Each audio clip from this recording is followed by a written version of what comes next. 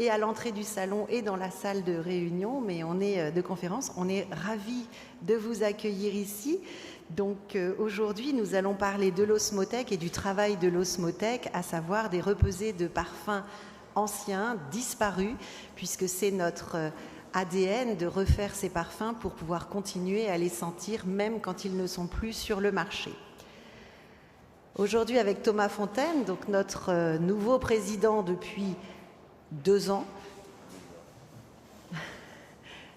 nous allons vous présenter donc le travail de l'osmothèque, dont la concrétisation sont les pesées que vous allez découvrir. Vous en découvrirez certaines ici, les autres seront sur le stand qui est juste à la sortie de la salle de conférence. J'ai très peur en vous voyant partir, mais comme je vois que c'est pour chercher de la traduction, me voilà rassurée.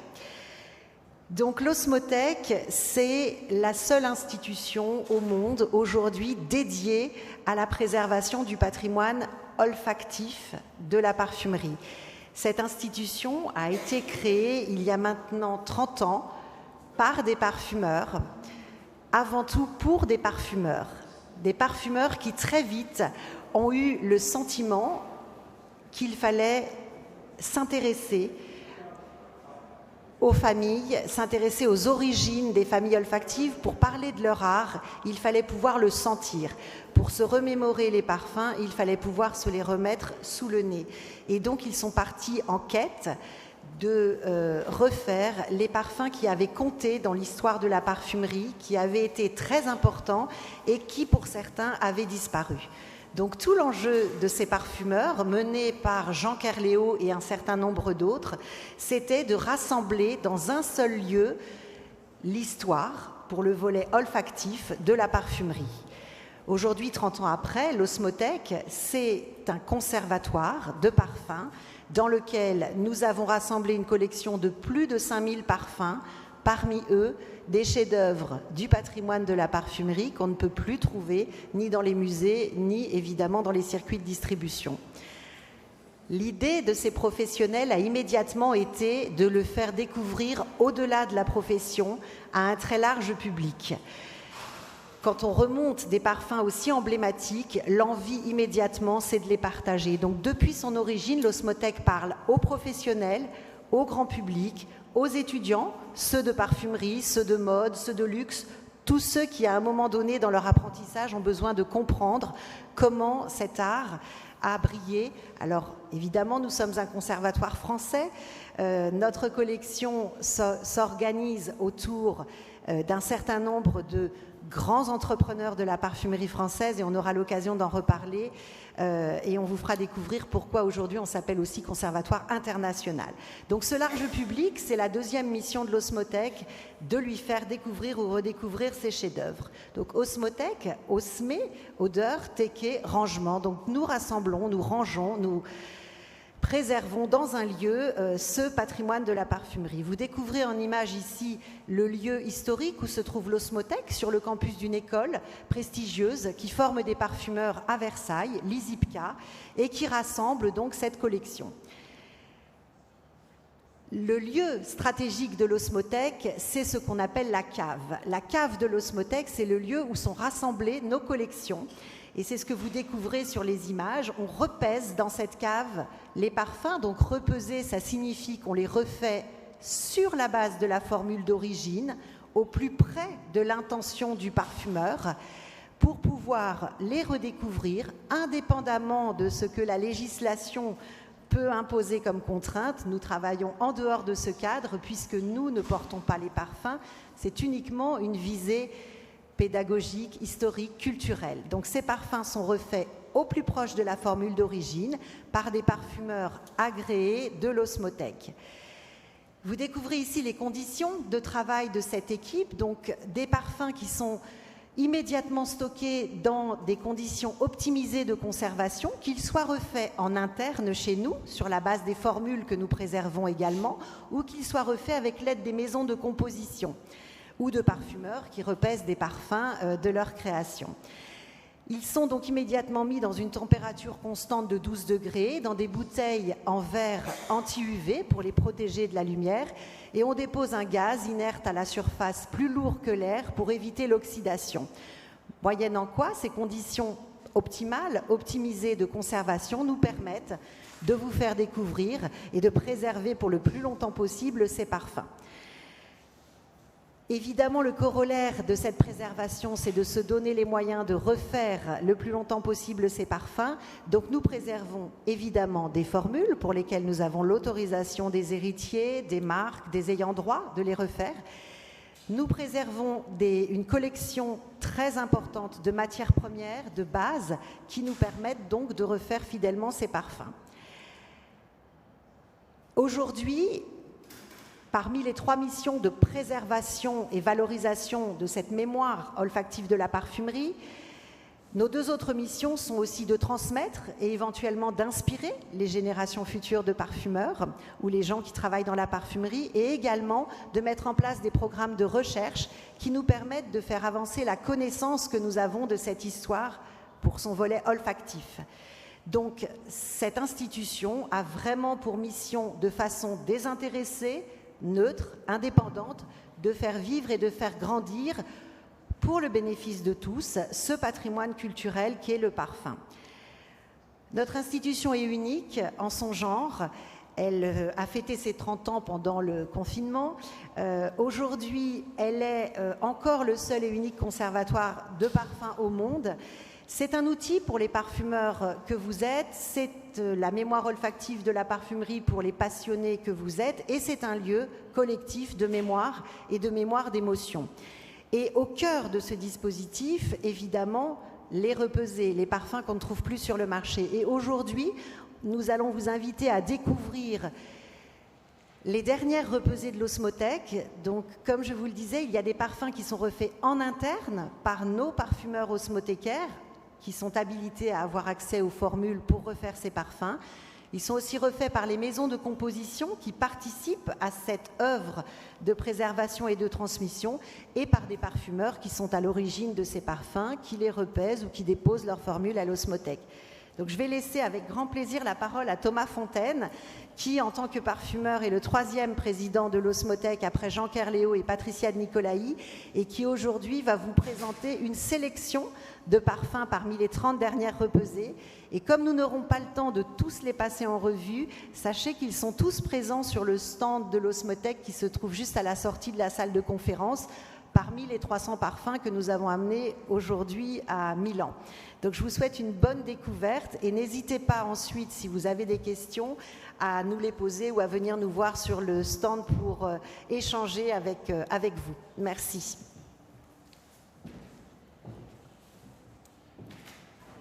Merci Anne-Cécile. Buongiorno. Et ce sera bien le seul mot d'italien que je pourrais vous dire aujourd'hui, même si je peux avoir un vocabulaire un peu plus riche, mais enfin, le français me sera plus facile. Nous allons traverser un certain nombre de décennies, de temps, et à travers tous ces parfums que nous avons repesés. Comme Anne-Cécile a pu vous le dire, nous n'allons pas tous les sentir. J'en ai fait une sélection. Mais on va quand même en voir certains d'une façon plus magistrale, et on ira plus dans le cœur du sujet en sentant d'autres. Alors, on aurait pu sentir bien évidemment le trèfle incarnat, la première utilisation du salicylate d'amyle, qui constitue l'élément principal de cet accord.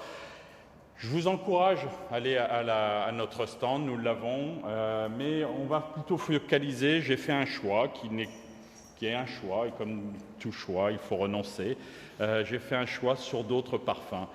Et en l'occurrence, j'ai choisi de vous faire sentir celui-ci, pour commencer, l'origan, un parfum très important, parce que pour nous, parfumeurs, c'est un parfum, c'est un accord qu'on cite souvent, c'est un accord qu'on retrouve souvent dans nos créations, et dont beaucoup de jeunes parfumeurs n'ont pas toujours la chance de sentir.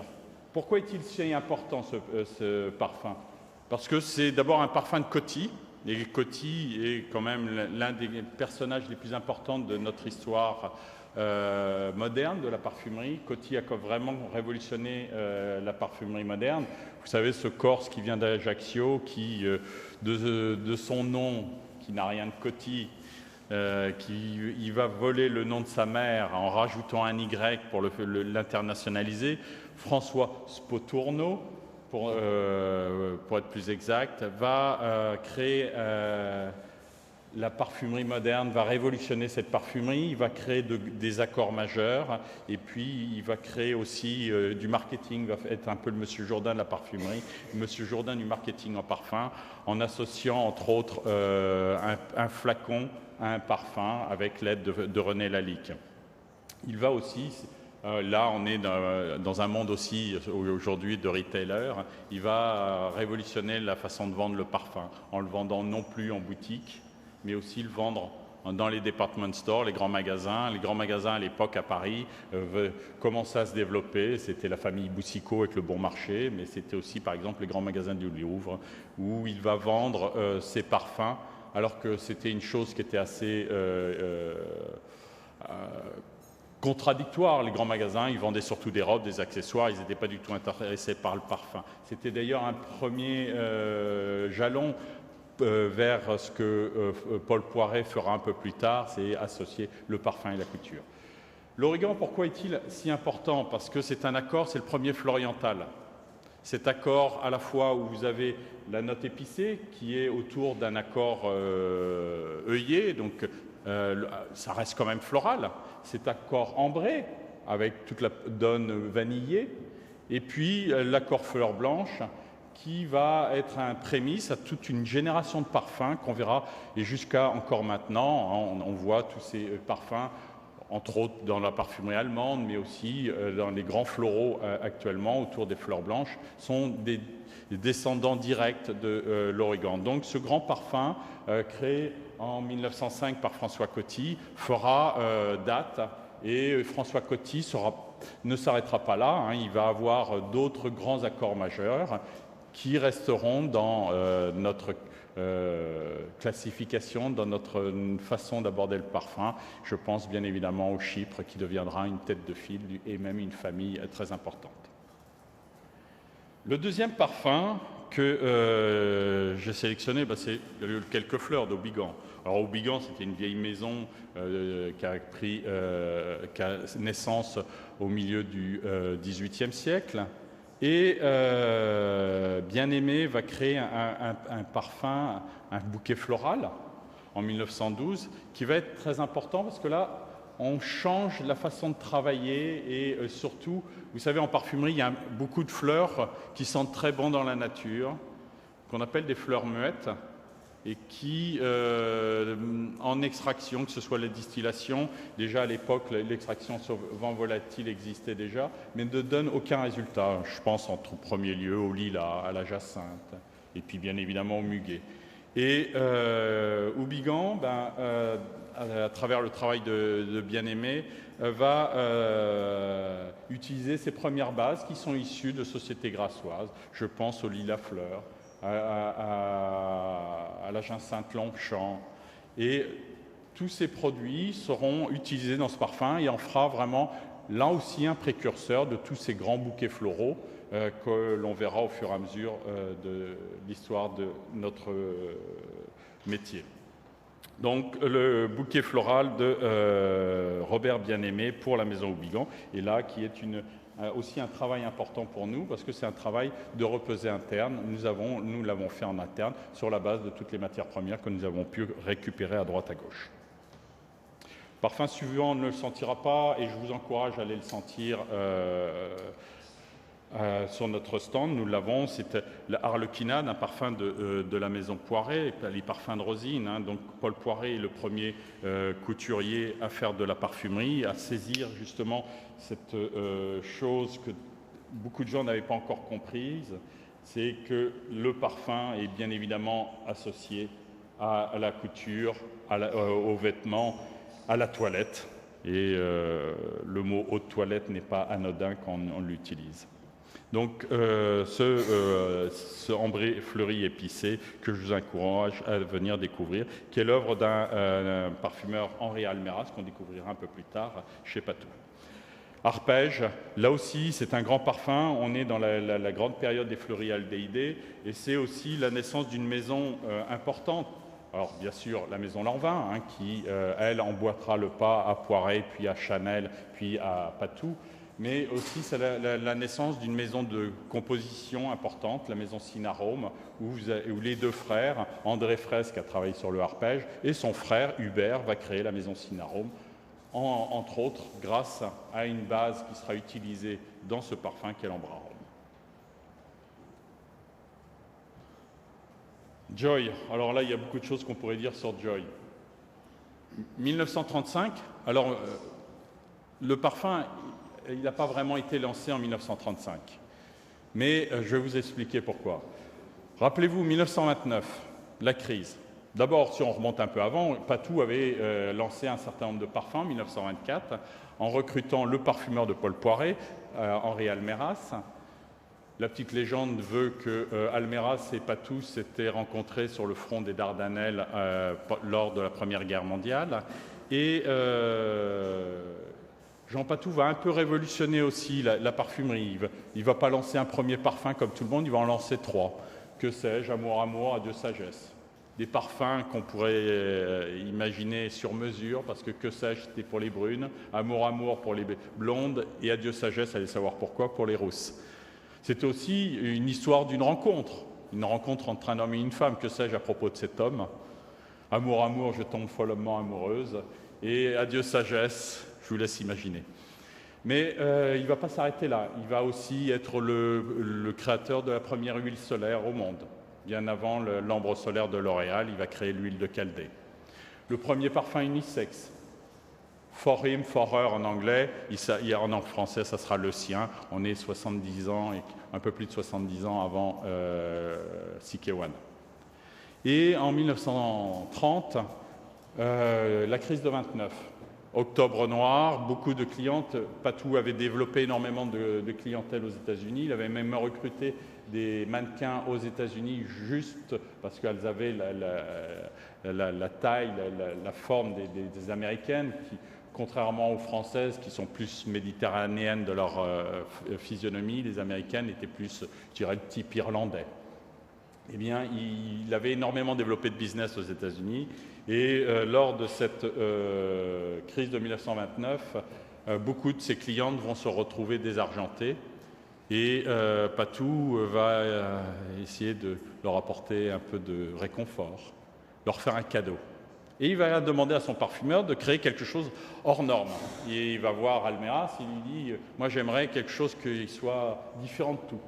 Puis Almeras lui propose un certain nombre de notes, et puis personne, tout moins aucun échantillon lui plaît. De forts caractères, ils ont dû se secouer les plumes, les puces, comme on dit en français, un peu énergiquement. Et Almeras, vous savez, de nous-mêmes, parfumeurs, on est des raconteurs d'histoire, on est aussi un peu des menteurs, on est un peu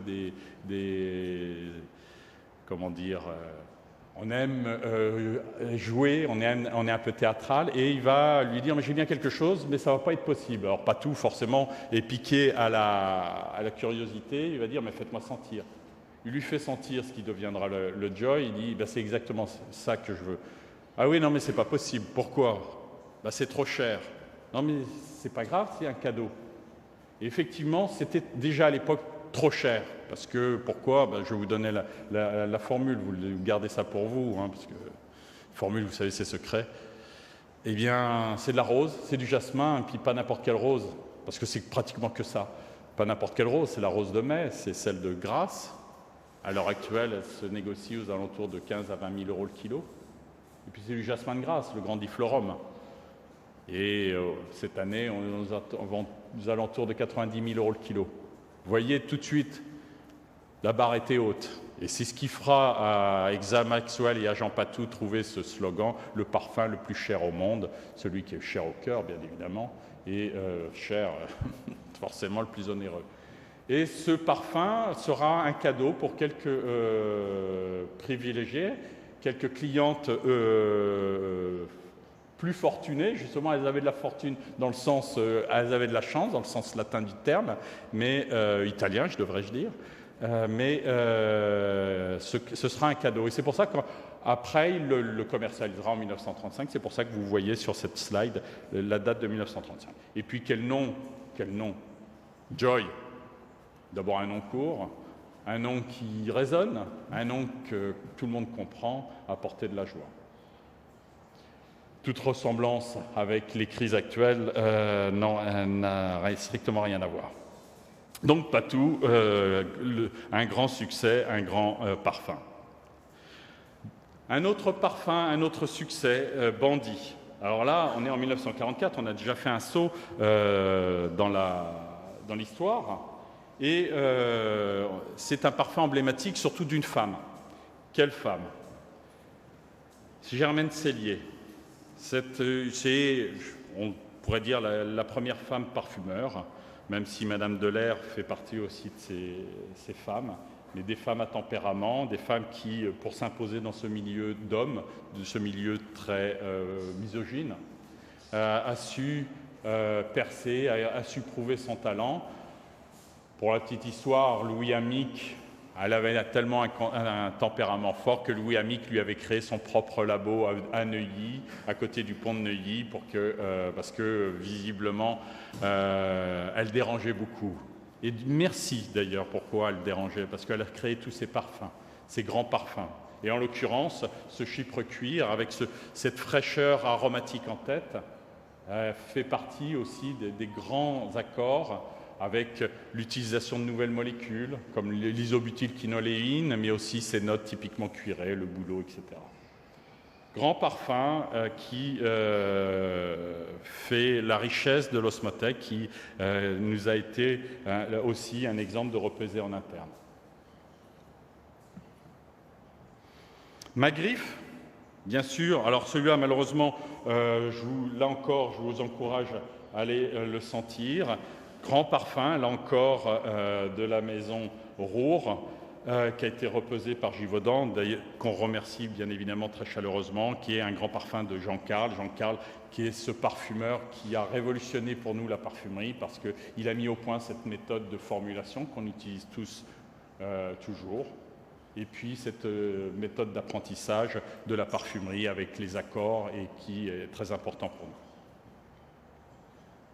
Un autre parfum, un peu plus tard, Francis Fabron, qui va créer cet œillet qui deviendra un grand classique, qui sera là aussi un grand parfum en 1947, l'air du temps, la maison Nina Ricci.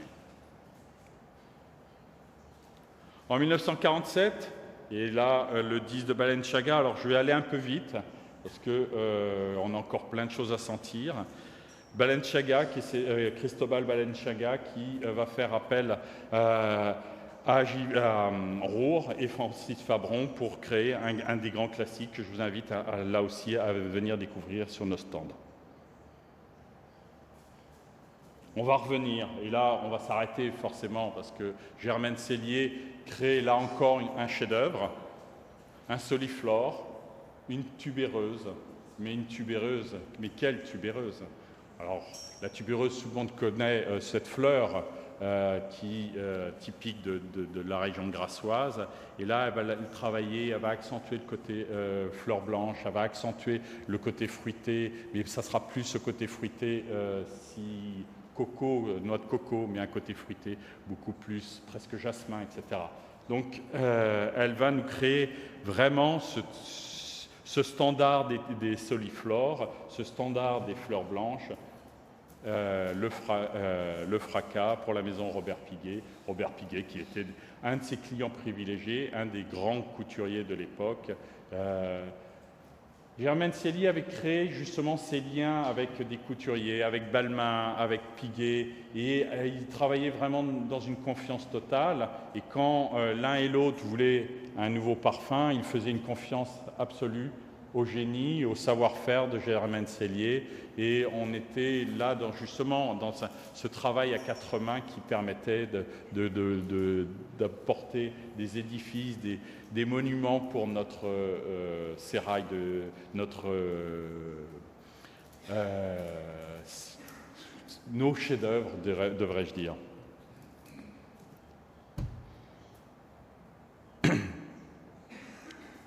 1955, on avance, quadrille. Je vais vous demander de sentir vraiment ce parfum, parce qu'il a quelque chose, une réminiscence d'un grand classique. Mais là encore, vous savez, en parfumerie, on ne réinvente jamais la roue.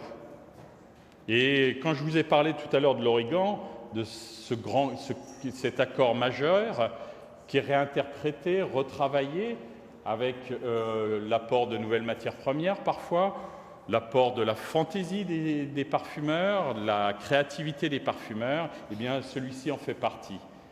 C'est un chypre fruité, là encore une œuvre de Francis Fabron, là encore une repesée de la maison Givaudan, qui a récupéré tout l'héritage de la maison Roure. Et on voit à travers ce chypre fruité des clins d'œil à un autre parfum des années 1917, bien évidemment je pense au Mitsuko.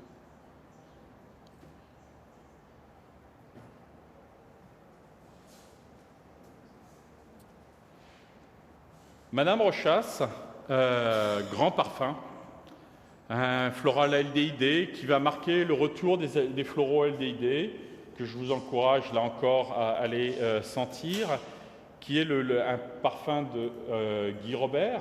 Guy Robert étant de la famille de Henri Robert. Les Robert sont une dynastie parmi les parfumeurs, et qui a d'ailleurs été repesée grâce à l'aide de François Robert, le fils de Guy Robert. Et ce parfum marque le retour des floraux aldéhydés. On verra le calèche, on verra le rive gauche, tous ces grands parfums féminins des années 60-70 étaient là encore, on voit le côté cyclique des créations, des modes, et à quand la prochaine vague des floraux aldéhydés? Ça serait une bonne idée d'ailleurs d'y retravailler.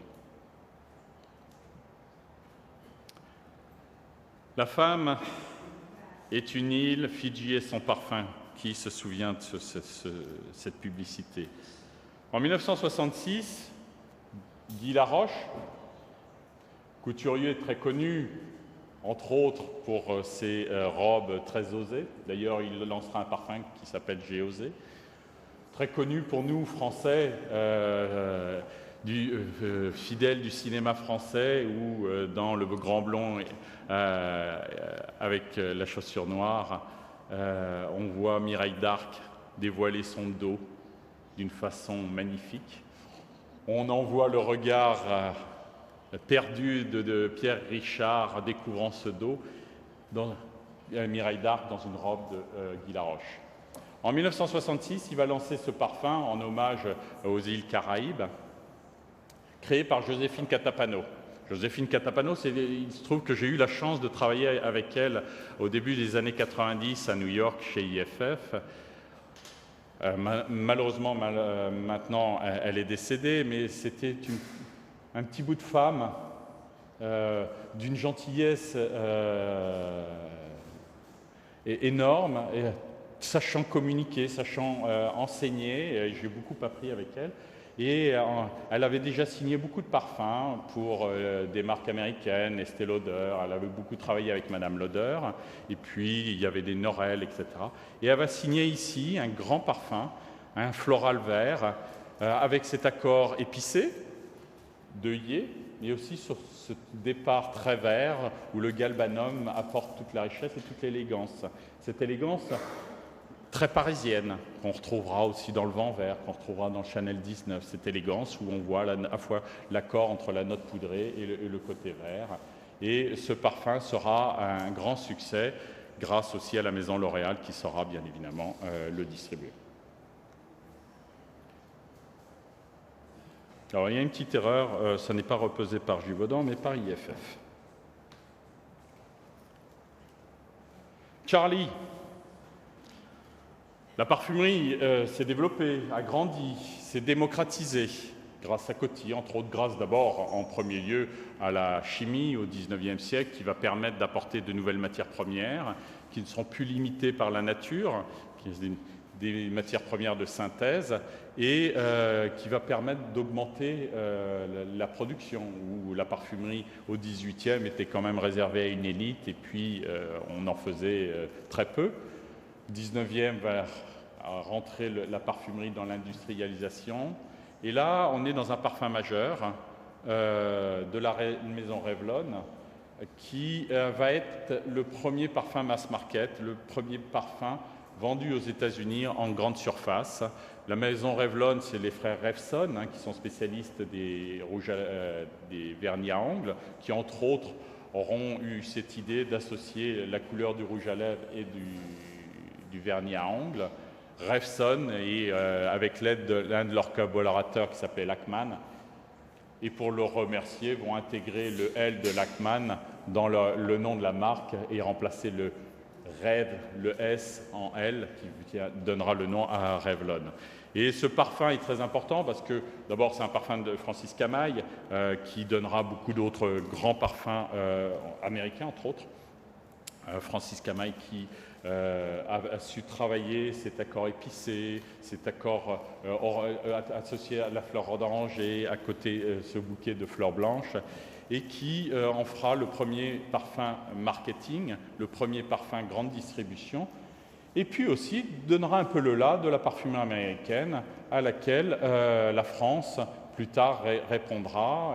Le là, et quand je parle du le là, c'est aussi en termes de puissance, car ces parfums deviendront, la parfumerie deviendra de plus en plus puissante, et on verra des sommets avec des parfums comme le Giorgio, un peu plus tard, aussi l'œuvre de Francis Camaï, ou le Poison par exemple.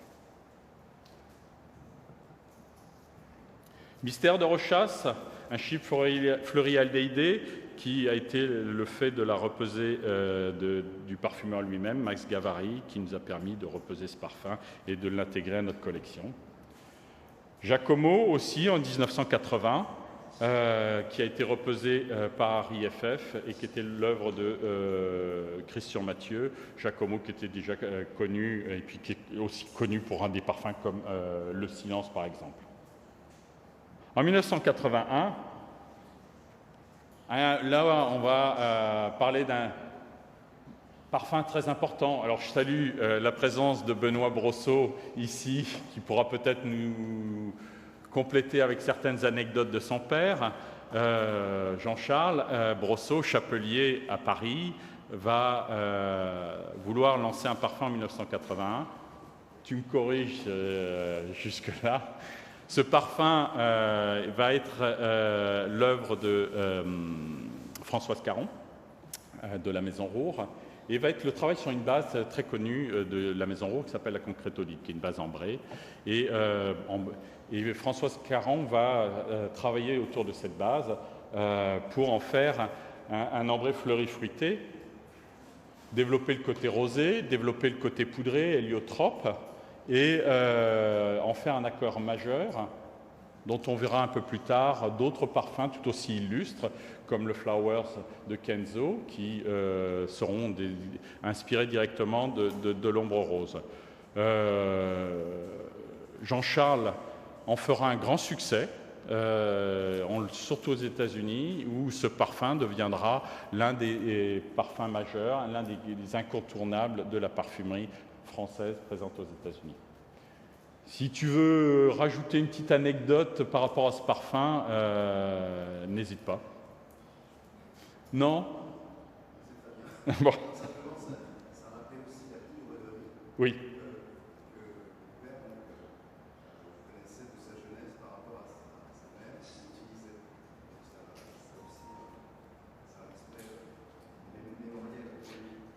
Ah mais vous savez, la parfumerie, quand on travaille la parfumerie, on travaille forcément avec notre cœur et puis avec notre mémoire. C'est vrai pour les parfumeurs, mais c'est aussi vrai avec les gens qui développent ces parfums, qui demandent aux parfumeurs de travailler. Et puis, donc, il y a toujours une part de soi dedans. Donc, et là, en l'occurrence, c'était un travail avec Pierre Bourdon et Françoise Caron et Jean-Charles, qui, chacun y a mis du sien.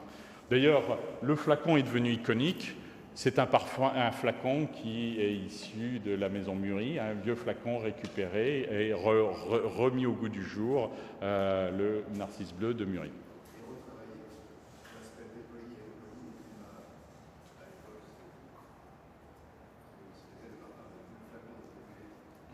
Voilà, merci. Drakkar Noir, là aussi un grand parfum, un grand classique de la parfumerie masculine. Qui n'a pas porté dans les années 80 Drakkar Noir, un parfum qui a été repesé par la maison IFF, créé par Pierre Warny et qui est une grande innovation parce que les premiers, parmi les parfums fougères, donc issus de cet accord de la fougère royale autour de la coumarine et de la lavande, mais surtout, là, on a l'apparition de molécules comme le dihydromyrcénol, l'ambroxan, cette base épicée, œillée, qui font de ce parfum un grand classique. Et ce départ aussi, chose qu'on n'utilisait pas tant à l'époque, il y avait Patou pour homme qui l'avait utilisé un peu avant, qui était le fier balsam, qui a à la fois ce côté conifère frais, mais aussi un peu cuit, qui rappelle un peu la confiture de fraises.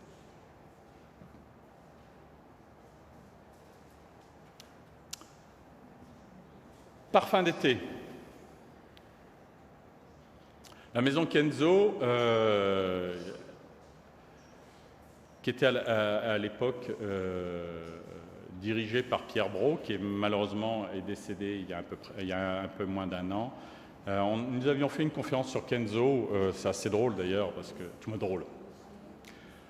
Peut-être pas le terme, mais il y a un peu plus d'un an, après la disparition de Kenzo, nous avions organisé en online une conférence sur Kenzo et j'avais contacté Pierre Brault qui m'avait donné un certain nombre d'anecdotes. Très gentil monsieur qui n'espérait qu'une seule chose, c'est devenir centenaire. Il avait plus de 90 ans, malheureusement. C'est un challenge qu'il n'a pas réussi à faire. Mais il avait fait les parfums Kenzo, il avait créé les parfums Kenzo, il avait créé toute cette entité, cette identité, cette image, ce savoir-faire de la maison Kenzo. Et le parfum d'été en est vraiment un archétype. Alors avant, il y avait eu le premier Kenzo qui était un bouquet de fleurs blanches, il y avait eu un certain nombre de grands produits, et en 92, il va signer avec la maison IFF et le parfumeur Jean-Claude Desvilles un grand bouquet, un grand floral, un floral vert qui va être un grand succès parce qu'il va avoir à la fois, on est en début de la transparence, donc il va vous intégrer cette transparence aquatique qui est né au milieu des années 80 avec l'apport des notes marines, je parle de la calone, de l'Élional. Ce grand floral va à la fois être opulent, mais tout en restant frais. Et il sera grâce, entre autres, aussi à cette note verte de départ, ce floral jacinthe, etc. On verra un peu plus tard un autre grand succès qui en est dans la ligne directe, qui est bien évidemment le J'adore, très inspiré, très dans la continuité de cette création de Jean-Claude Desvilles. Alors, on aurait pu sentir bien sûr le Rive Gauche, on aurait pu sentir In Love Again, on aurait pu sentir plein de choses. Je vous encourage à aller sur notre stand. Nous avons tous ces parfums à votre disposition, on en a d'autres. On a à peu près 300 parfums ici présents à Milan. Allez les sentir, allez les découvrir. On a aussi certaines matières premières assez rares, assez intéressantes à sentir. Et puis surtout, je vous encourage à venir à l'Osmothèque, à suivre nos conférences. Nous avons 5000 parfums qui sont à la disposition du public, des professionnels, du grand public. Dans ces 5000 parfums, nous en avons 850 qui sont des parfums disparus, qui sont des repesés en interne, des repesés grâce à l'aide de nos partenaires, la maison Givaudan, la maison IFF, Robertet, etc., etc. Et ces grands parfums disparus font partie de notre culture, font partie de notre savoir-faire. Et si la parfumerie d'aujourd'hui est telle, c'est que tous ces grands parfums ont existé avant et ont servi de source d'inspiration aux parfumeurs. Je vous remercie, et si bien sûr vous avez des questions, n'hésitez pas, j'y répondrai avec grand plaisir. Merci.